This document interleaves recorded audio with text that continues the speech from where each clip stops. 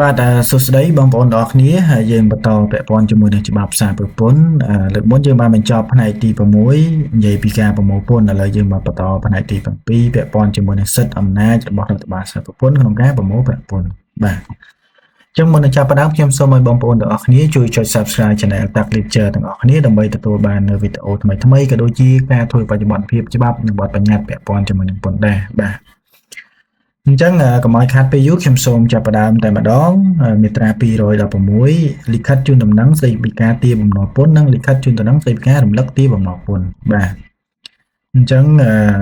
បន្ទាប់ពីរដ្ឋបាលសហប្រពន្ធចេញលិខិតជូនដំណឹងស្តីពីការកំណត់ពន្ធឡើងវិញអញ្ចឹងនៅពេលដែលខាងក្រុមហ៊ុនណាយើងជាក្រុមហ៊ុនមិនបានបង់ប្រាក់ពន្ធឬក៏មិនបានដាក់លិខិតតវ៉ាអីទេរដ្ឋបាលសហប្រពន្ធនឹងចេញលិខិតទារបំណុលពន្ធឬក៏បន្តមកគឺអាចមានចេញលិខិតរំលឹកទារបំណុលពន្ធម្ដងទៀតបាទអញ្ចឹងដោយចែងនៅក្នុងកថាខណ្ឌទី4នៃមាត្រា211នៃច្បាប់នេះរដ្ឋបាលសហប្រពន្ធត្រូវផ្ញើលិខិតទារណាជូនដំណឹងទារបំណុលពន្ធដែលបញ្ជាក់ពីចំនួនប្រាក់ពន្ធពន្ធបន្ថែមការប្រាក់ការផាកពិន័យជាប្រាក់ទៅអ្នកជាប់ពន្ធបាទអញ្ចឹងរដ្ឋបាលសហប្រពន្ធបានចេញលិខិតហ្នឹងហើយទីបំណុលពន្ធដោយរួមមានក្នុងនោះមានប្រាក់ពន្ធបន្ថែមឬក៏យើងនិយាយសាមញ្ញថាប្រាក់ពិន័យមានការប្រាក់និងការផាកពិន័យផ្សេងទៀតណាការផាកពិន័យផ្នែករដ្ឋបាលឧទាហរណ៍ថាអំពើរាំងស្ទះហ្នឹងទៅអញ្ចឹងគាត់ត្រូវជូនលិខិតហ្នឹងទៅ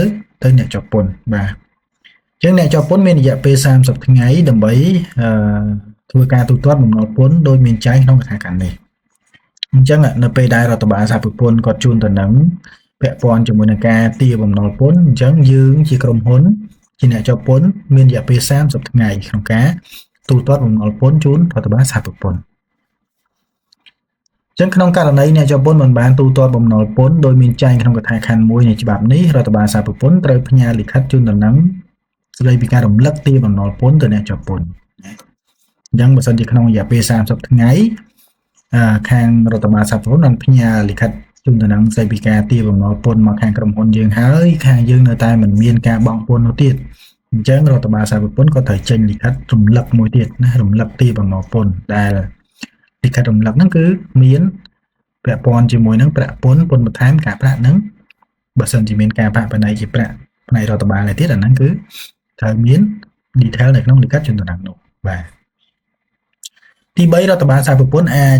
អនុវត្តវិធានតាំងទារដោយមានចែងក្នុងមាត្រា117មាត្រា118មាត្រា220មាត្រា221មាត្រា222នៃច្បាប់នេះយ៉ាងតិច15ថ្ងៃក្រោយការប្រគល់លិខិតជូនដំណឹងស្តីពីការរំលឹកទារបំណុលពន្ធដោយមានចែងក្នុងកថាខណ្ឌ2នៃមាត្រានេះអញ្ចឹងនៅពេលដែលរដ្ឋបាលសហប្រពន្ធគាត់ជូនលើកទី1គាត់ជូនលិខិតទារបំណុលពន្ធហើយបន្តមកគឺលិខិតរំលឹកទារបំណុលពន្ធបើសិនជាខាងក្រុមហ៊ុនយើងនៅតែមិនបង់ទៀតអាហ្នឹងគឺមានវិធានតាំងទារដែលវិធានតាំងទារនេះគឺចែងនៅក្នុងមាត្រា117 118ខាងក្រោមបាទដែលខាងនោះគឺមានពាក់ព័ន្ធជាមួយការហាមឃាត់អីផ្សេងការបិទសិទ្ធិនាំចូលឬក៏ការបិទសិទ្ធិផ្ទេរចរាចរណ៍អញ្ចឹងទៅបាទអញ្ចឹងមាត្រា117គឺសិទ្ធិហាមឃាត់ទុកចាប់យកឃុំក្រងឬលើទ្រព្យសម្បត្តិរបស់អ្នកជាប់ពន្ធអញ្ចឹងសិទ្ធិឃាត់ទុកចាប់យកឃុំក្រងលើទ្រព្យសម្បត្តិរបស់អ្នកជាប់ពន្ធត្រូវបានកំណត់ដោយខាងក្រោមទី1ប្រសិនបើបុគ្គលដែលមានកាតព្វកិច្ចបង់ពន្ធតាមការតម្រូវនៃច្បាប់និងបទបញ្ញត្តិស្តីពីពន្ធដារធ្វេសប្រហែស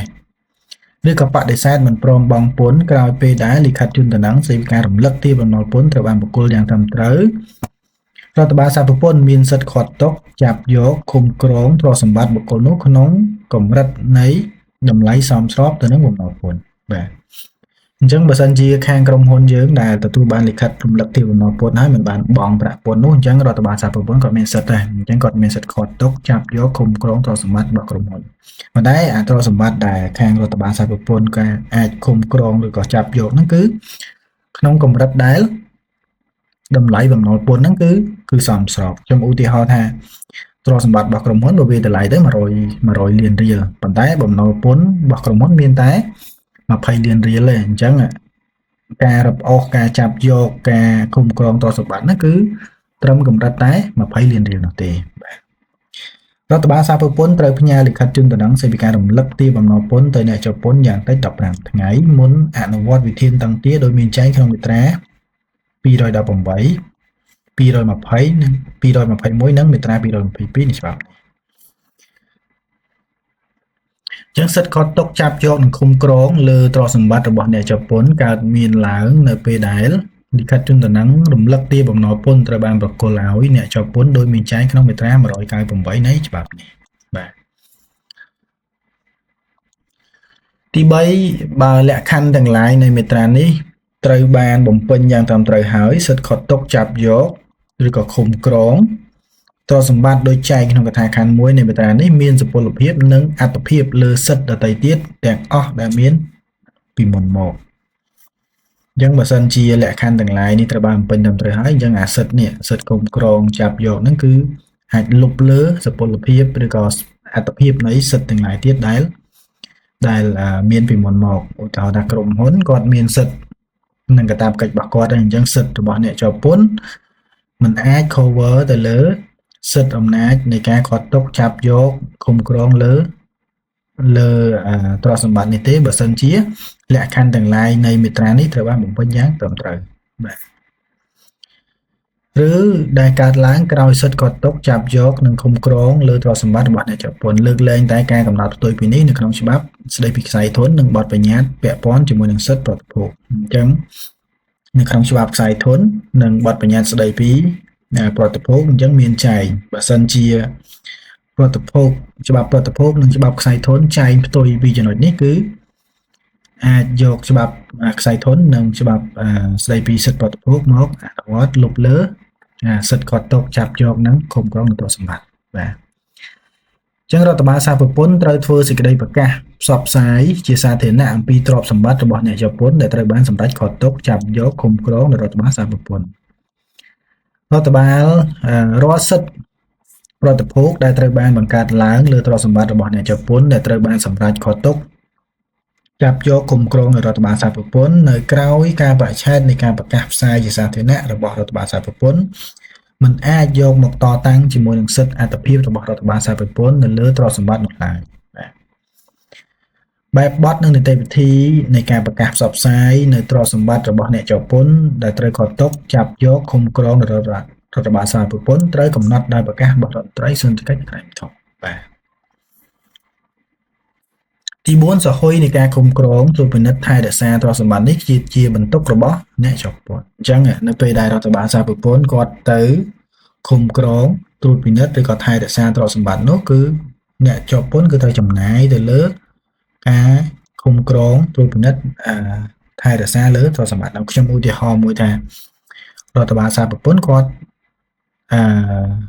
រឹបអូសទៅលើ inventory សន្និធិបាទ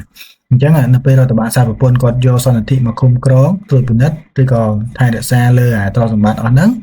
inventory ហ្នឹងគឺបន្ទុកចំណាយផ្សេងៗគឺអ្នកជាប់ពន្ធជាអ្នកទទួលបន្ទុកបាទទី5បុគ្គលទាំងឡាយណាអាចធ្វើការតវ៉ាទៅរដ្ឋបាលសារពើពន្ធដើម្បីសូមឲ្យការលើកសិទ្ធិខាត់ទុកចាប់យកឃុំក្រងទ្រព្យសម្បត្តិរបស់ខ្លួនមានចែងនៅក្នុងកថាខណ្ឌ1នៃមាត្រានេះដោយលើកឡើងនៅកំហុសឆ្គងក្នុងការដាក់សិទ្ធិនោះបាទអញ្ចឹងកន្លែងនេះនៅពេលដែលរដ្ឋបាលសារពើពន្ធគាត់ធ្វើការឃុំក្រងត្រួតពិនិត្យឬក៏រក្សាទុកនៅទ្រព្យសម្បត្តិអញ្ចឹងបុគ្គលទាំងឡាយបើន័យថាយើងជាអ្នកជាប់ពន្ធឬក៏ក្រុមហ៊ុនអាចធ្វើការតវ៉ាទៅរដ្ឋបាលសារពើពន្ធដោយអីដោយលើកឡើងកំហុសឆ្គងក្នុងការដាក់សិទ្ធិនោះទី6បើសិនបើរដ្ឋបាលសារពើពន្ធបានពិនិត្យឃើញថាការដាក់សិទ្ធិខាត់ទុកចាប់យកនិងឃុំក្រងលើទ្រព្យសម្បត្តិនោះមានការខុសឆ្គងរដ្ឋបាលសារពើពន្ធត្រូវចេញលិខិតបញ្ជាក់អំពីការលើកសិទ្ធិខាត់ទុកចាប់យកនិងឃុំក្រងលើទ្រព្យសម្បត្តិក្នុងរយៈពេល10ថ្ងៃបន្ទាប់ពីពិនិត្យឃើញថា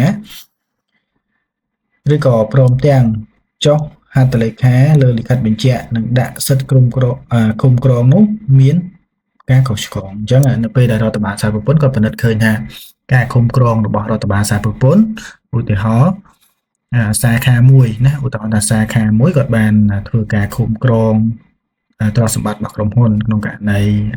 ក្រុមហ៊ុនមិនទូទាត់បំណុល អញ្ចឹងបើសិនជារដ្ឋបាលសារពពន្ធទាំងមូលក៏ពិនិត្យឃើញថាការគ្រប់គ្រងនឹងមិនត្រឹមត្រូវអញ្ចឹងរដ្ឋបាលសារពពន្ធត្រូវចេញលិខិតបញ្ជាក់ថាការដាក់សិទ្ធិគ្រប់គ្រងនោះគឺមានការខុសឆ្គងបាទមាត្រា218សិទ្ធិប្រើប្រាស់និងអាស្រ័យផលសិទ្ធិចាត់ចែងបណ្ដោះអាសន្ននិងរឹបអូសបាទអញ្ចឹងសិទ្ធិប្រើប្រាស់និងអាស្រ័យផលសិទ្ធិចាត់ចែងជាបណ្ដោះអាសន្ននិងការរឹបអូសទ្រព្យសម្បត្តិរបស់អ្នកជាប់ពន្ធត្រូវបានកំណត់ដូចខាងក្រោមទី1ករណីចាំបាច់ដើម្បីធានានូវការទូទាត់បំណុលរដ្ឋបាលសារពពន្ធមានសិទ្ធិប្រើប្រាស់អាស្រ័យផលលើទ្រព្យសម្បត្តិរបស់អ្នកជាប់ពន្ធដែលត្រូវបានហាមឃាត់អញ្ចឹងឧទាហរណ៍ថារដ្ឋបាលសារពពន្ធគាត់ឃាត់អគារមួយចាស់របស់ក្រុមហ៊ុនដែលជាពាក់បំណុលពន្ធអញ្ចឹងរដ្ឋបាលសារពន្ធគាត់មានសិទ្ធិប្រើប្រាស់អគារហ្នឹងដើម្បីជាប្រយោជន៍របស់រដ្ឋបាលសារពន្ធ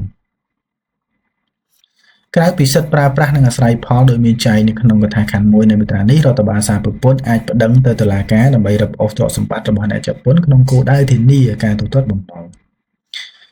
ក្នុងកំឡុងពេលដែលមិនទាន់មានសេចក្តីសម្រេចរឹបអូសទ្រព្យសម្បត្តិរបស់អ្នកជាប់ពន្ធជាស្ថាពរនៅក្នុងករណីដែលទទួលបានការអនុញ្ញាតតាមលេខាសម្រេចរបស់តុលាការដែលទទួលបានពាក្យបណ្ដឹងរដ្ឋបាលសារពន្ធអាចចាត់ចែងជាបណ្ដោះអាសន្ននៅទ្រព្យសម្បត្តិរបស់អ្នកជាប់ពន្ធក្នុងទម្រង់ជាការលក់ឡាយឡុងហើយប្រាក់ដែលបានមកពីការចាត់ចែងនោះ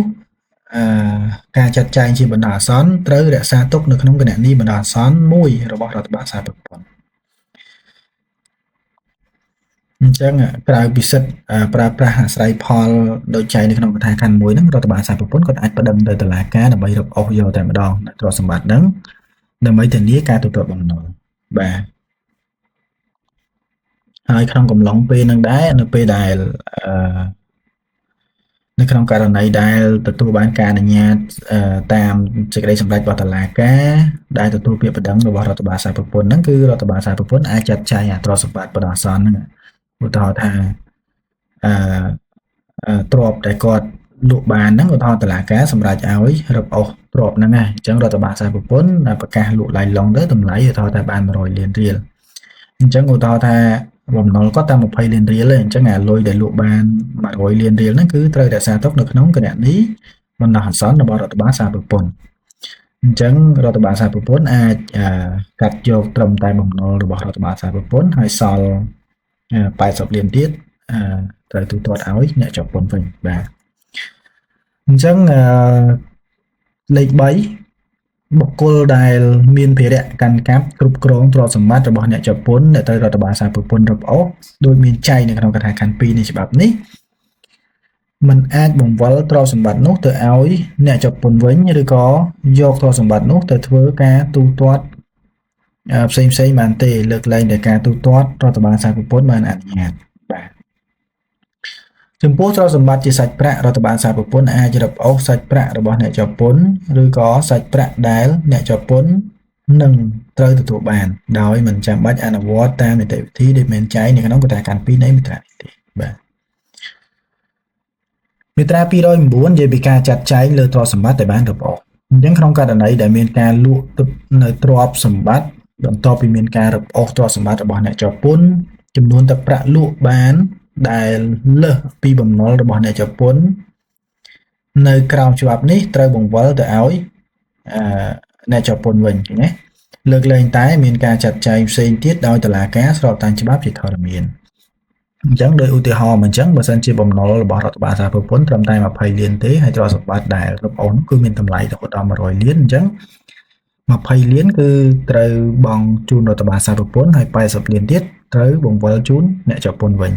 អាហ្នឹងក្នុងករណីដែលរដ្ឋបាលសំទោសក្នុងករណីដែលតុលាការមិនមានសេចក្តីសម្រេចផ្សេងប៉ុន្តែឧទាហរណ៍ថា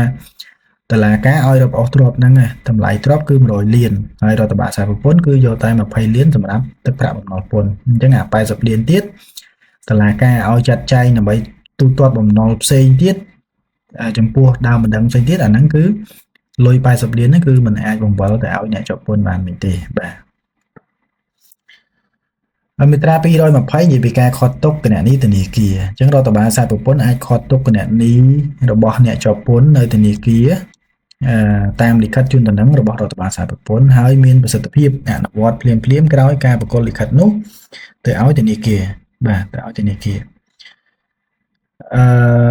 ការខត់ទុកគណនីធនាគារក្នុងមាត្រានេះរួមបញ្ចូលទាំងការខត់ទុកប្រតិបត្តិការគ្រប់ទម្រង់បាទអញ្ចឹង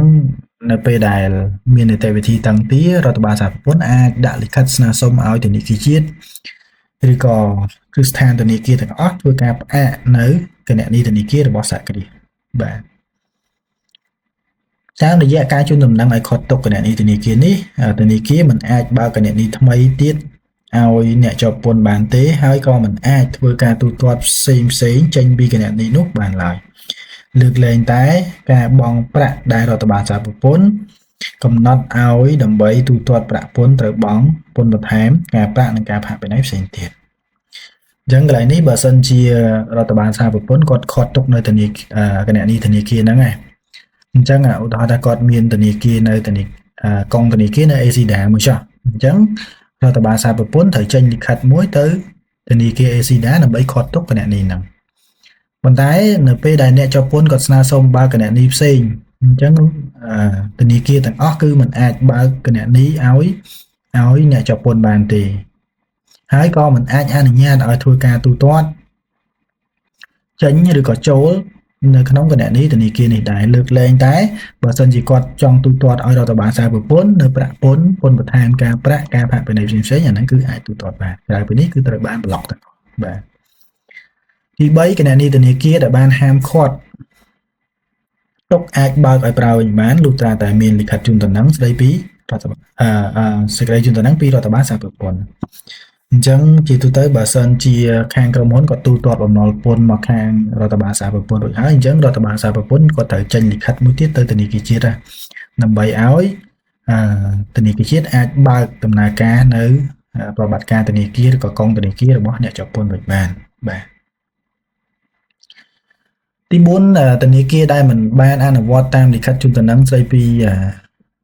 ក្នុងកថាខណ្ឌ1នៃមាត្រានេះត្រូវទទួលខុសត្រូវចំពោះរដ្ឋបាលសហពន្ធនៅកម្រិតទឹកប្រាក់ដែលមាននៅក្នុងគណនីរបស់អ្នកជាប់ពន្ធនៅពេលដែលលិខិតជូនដំណឹងនោះត្រូវបានប្រគល់ចឹងកន្លែងនេះឧទាហរណ៍ថារដ្ឋបាលសហពន្ធក៏បានជូនដំណឹងទៅធនាគារជាតិដែរឲ្យប្រកបប្រាក់នៅក្នុងគណនីធនាគាររបស់អ្នកជាប់ពន្ធហើយធនាគារជាតិក៏ចាត់ចែងនៅក្នុងគ្រឹះស្ថានធនាគារមីក្រូរ៉ាញ់ថតនៅក្រៅមួយបានរបស់គាត់ហ្នឹងគឺឲ្យផ្អាកឬក៏ block account របស់អ្នកជាប់ពន្ធហ្នឹងប៉ុន្តែបើសិនជាធនាគារឯកជនទាំងអស់នោះមិនធ្វើការខត់ទុកឬក៏មិនធ្វើការ block account ដែលរដ្ឋបាលសហពន្ធបានស្នើសុំនោះទេគឺនៅពេលដែលអ្នកជាប់ពន្ធធ្វើការទូទាត់ចេញឬក៏ផ្ទេរចេញឬក៏ដកលុយចេញពីកងធនាគារនោះគឺធនាគារឯកជនទាំងអស់នោះគឺត្រូវទទួលខុសត្រូវចំពោះប្រាក់ពន្ធដែលតែត្រូវទូទាត់មកឲ្យរដ្ឋបាលសហពន្ធត្រឹមកម្រិតទឹកប្រាក់ដែលកងធនាគារនោះមានឧទាហរណ៍ថាមិញយើងឧទាហរណ៍ថាកងធនាគារប្រាក់បំណុលពន្ធដែរបំណុលរបស់រដ្ឋបាលសហពន្ធគឺមានចំនួន20លានរៀលប៉ុន្តែក្នុងកងធនាគារក្រុមហ៊ុនមានតែ10លានរៀលទេអញ្ចឹងនៅពេលដែលធនាគារពាណិជ្ជឬក៏ធនាគារឯកជនដែលមិនបានខត់ទុកនៅឬក៏ block នៅ account ហ្នឹងទេគឺគាត់ទទួលខុសត្រូវត្រឹមតែទឹកប្រាក់ដែលមាននៅក្នុងកងធនាគារហ្នឹងគឺត្រឹមតែ10លានរៀលទេមិនមែនមានន័យថាគាត់ទទួលខុសត្រូវចំពោះបំណុលទាំងស្រុងរបស់រដ្ឋបាលសហពន្ធទេបាទមាត្រា221និយាយពីការបញ្ឈប់ប្រតិបត្តិការនាំចេញនាំចូលអញ្ចឹងរដ្ឋបាលសហពន្ធអាចបញ្ឈប់ប្រតិបត្តិការនាំចេញនាំចូលការបញ្ឈប់ប្រតិបត្តិការនាំចេញនាំចូលសំដៅដល់ការខត់ទុកដោយរដ្ឋបាលគយនៅតំណែងនាំចូលឬក៏របស់អ្នកជាប់ពន្ធនិងតំណែងដែលត្រូវនាំចេញដោយអ្នកជាប់ពន្ធតាមលិខិតជូនដំណឹងរបស់រដ្ឋបាលសហពន្ធដែលមានប្រសិទ្ធភាពអនុវត្តភ្លាមក្រោយពេលដែលលិខិតនោះបានប្រគល់ឲ្យរដ្ឋបាលគយអញ្ចឹងនៅពេលរដ្ឋបាលសហពន្ធគាត់ជូនដំណឹងទៅរដ្ឋបាលគយឲ្យខត់ទុកនៅតំណែងដែលត្រូវនាំចូលឬក៏តំណែងដែលត្រូវនាំចេញនោះគយនឹងត្រូវអនុវត្តភ្លាមបន្ទាប់ពីបានទទួលលិខិតរដ្ឋបាលសហពន្ធអាចរឹបអូសនិងប្រើប្រាស់អាស្រ័យផលនិងចាត់ចែងជាបណ្ដោះអាសន្ននៅតំណែងរបស់អ្នកជាប់ពន្ធដែលបានខត់ទុកដោយរដ្ឋបាលគយទៅតាមលក្ខខណ្ឌដោយមានចែងនៅក្នុងមាត្រា218នៃច្បាប់នេះការអនុញ្ញាតឲ្យប្រតិបត្តិការនាំចេញនាំចូលរួច ពីការបញ្ឈប់ត្រូវអនុវត្តតាមលិខិតជូនដំណឹងរបស់រដ្ឋបាលសារពើពន្ធអញ្ចឹងឧទាហរណ៍ថាមុនហ្នឹងរដ្ឋបាលសារពើពន្ធបានជូនលិខិតទៅខាងគយឲ្យខាត់ទុកទំនិញនាំចេញនាំចូលហើយនៅពេលគណៈពេលដែលរដ្ឋបាលសារពើពន្ធខាត់ហ្នឹងគឺអ្នកចាប់ពន្ធបានមកទូទាត់បំណុលឲ្យពន្ធដារហើយអញ្ចឹងរដ្ឋបាលសារពើពន្ធអាចជូនលិខិតទៅរដ្ឋបាលគយវិញដើម្បីបញ្ឈប់ការផ្អាកលើការនាំចេញនាំចូលហ្នឹងបាទ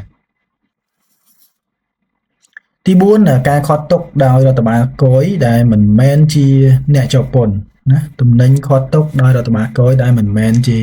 របស់អ្នកជាប់ពន្ធត្រូវបានរួចផុតពីការខាត់ទុកដោយមានការយល់ព្រមពីរដ្ឋបាលសារពើពន្ធអញ្ចឹងឧទាហរណ៍ថាទំនិញដែលនាំចូលហ្នឹងមិនមែនជារបស់អ្នកជាប់ពន្ធទេហើយត្រូវបានរដ្ឋបាលគយគាត់ខាត់ទុកអញ្ចឹងដើម្បីឲ្យអាទំនិញហ្នឹងរួចផុតពីការខាត់ទុកអញ្ចឹងត្រូវមានការយល់ព្រមពីរដ្ឋបាលសារពើពន្ធបាទចឹងខ្ញុំឧទាហរណ៍មួយនៅពេលដែលអ្នកជាប់ពន្ធគាត់នាំអីវ៉ាន់ចូលណានាំទំនិញចូលមកអ្នកជាប់ពន្ធអះអាងថាហ្នឹងមិនមែនជាទំនិញរបស់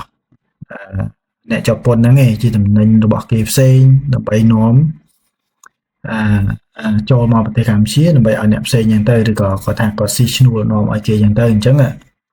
រដ្ឋបាលគយគឺត្រូវតែខាត់ទុកនៅទំនិញហ្នឹងប៉ុន្តែដើម្បីរួចផុតពីកាតព្វកិច្ចហ្នឹងគឺ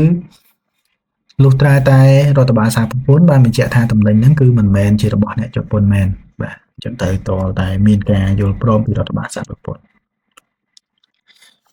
មាត្រា122មាត្រាចុងក្រោយនៃជំពូកនេះការខាត់ទុកដោយមោខៈនៅលិខិតអនុញ្ញាតនិងអាជ្ញាប័ណ្ណអញ្ចឹងរដ្ឋបាលសារពើពន្ធអាចចេញលិខិតជូនដំណឹងទៅកាន់អាជ្ញាធរមានសមត្ថកិច្ចស្នើសុំឲ្យមានការមោគភាពណាមោខៈនៅលិខិតអនុញ្ញាតនិងអាជ្ញាប័ណ្ណផ្សេងៗរបស់អ្នកចាប់ពន្ធដើម្បីអនុវត្តសកម្មភាពណាមួយខ្ញុំឧទាហរណ៍មួយថាក្រុមហ៊ុននាំចូលឱសថចាស់អញ្ចឹងក្រុមហ៊ុននាំចូលឱសថក៏ត្រូវមានអាជ្ញាប័ណ្ណពីខាងក្រសួងសុខាភិបាលអញ្ចឹងរដ្ឋបាលសារពើពន្ធអាចស្នើសុំទៅក្រសួងសុខាភិបាលដើម្បីបញ្ឈប់ឬក៏ផ្អាកអាជ្ញាប័ណ្ណនាំចូលរបស់ក្រុមហ៊ុនឱសថហ្នឹងបាទអញ្ចឹងនេះគឺជានីតិវិធីតង់ទាដែលអនុវត្តដោយរដ្ឋបាលសារពើពន្ធអញ្ចឹងចំពោះទី18គឺមានតែប៉ុណ្ណឹងសង្ឃឹមថាបងប្អូននឹងយល់ច្បាស់ពីចំណុចនីមួយៗហើយបើសិនជាបងប្អូនតែមិនយល់ច្បាស់នៅកន្លែងណាបងប្អូនអាច comment នៅខាងក្រោមវីដេអូឬក៏អាចឆាតតាម channel Telegram ដែលខ្ញុំដាក់នៅក្នុង description ខាងក្រោមវីដេអូបាទអញ្ចឹងជំពូកទី17គឺមានតែប៉ុណ្្នឹងមុននឹងបញ្ចប់ខ្ញុំសូមឲ្យបងប្អូនទាំងអស់គ្នាជួយចុច Subscribe Channel Tac Ledger ទាំងអស់គ្នាដើម្បីទទួលបាននូវវីដេអូថ្មីៗក៏ដូចជាការធ្វើបច្ចុប្បន្នភាពច្បាប់និងបទបញ្ញត្តិស្តីពីពន្ធដារបាទអញ្ចឹងវីដេអូនេះគឺមានតែប៉ុណ្្នឹងជួបគ្នាវីដេអូក្រោយបាទសូមអរគុណ